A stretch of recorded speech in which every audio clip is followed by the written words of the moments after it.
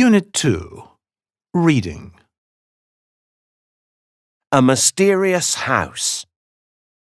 In 1884, heartbroken Sarah Winchester left her home in Connecticut on the east coast of the USA, as well as the graves of her husband and only child, and travelled across the country to California, where a strange obsession awaited her.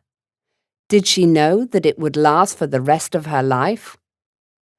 When her husband passed away, Sarah inherited the Winchester Gun and Rifle Company, which had made the Winchester family very wealthy. After the deaths of her child and husband, Sarah fell into a deep depression and decided to consult a medium. According to some sources, the medium explained that her family was being haunted by the ghosts of American soldiers and others killed by Winchester rifles. Supposedly, the deaths of her daughter and husband had been caused by these spirits, and Sarah Winchester might be the next victim. The medium said that to keep the ghosts happy, Sarah had to build a huge house for them. As long as she never stopped building the house, her life would not be in danger. Sarah left Connecticut for California.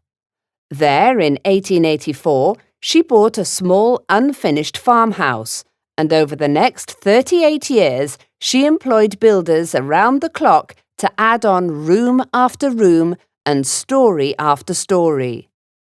The building work never stopped, not even for weekends or holidays, and it produced the house known today as the Winchester Mystery House. It originally had 7 floors, but after an earthquake in 1906, it was reduced to 4.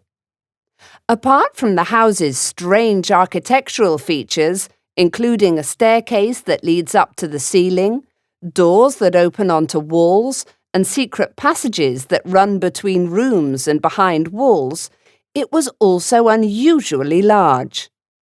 At the time of Sarah Winchester's death, it had 160 rooms, 2,000 doors, 10,000 windows, 47 staircases, and 13 bathrooms. Sarah Winchester had strange habits too. Apparently, she never slept in the same bedroom 2 nights in a row because she wanted to confuse any evil spirits that were waiting for her. She also used to visit the Blue Room at the center of the house every night to communicate with the good spirits.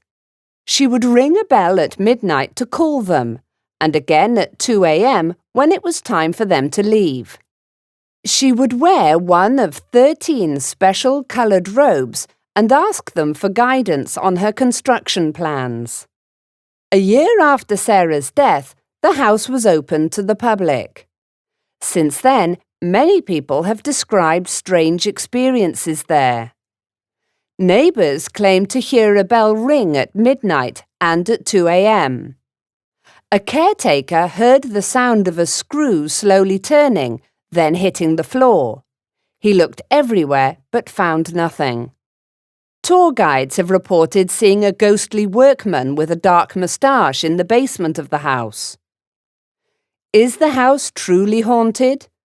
No one can say with any certainty, but it is a fascinating story, and the Winchester Mystery House is still open for visitors who want to find out for themselves.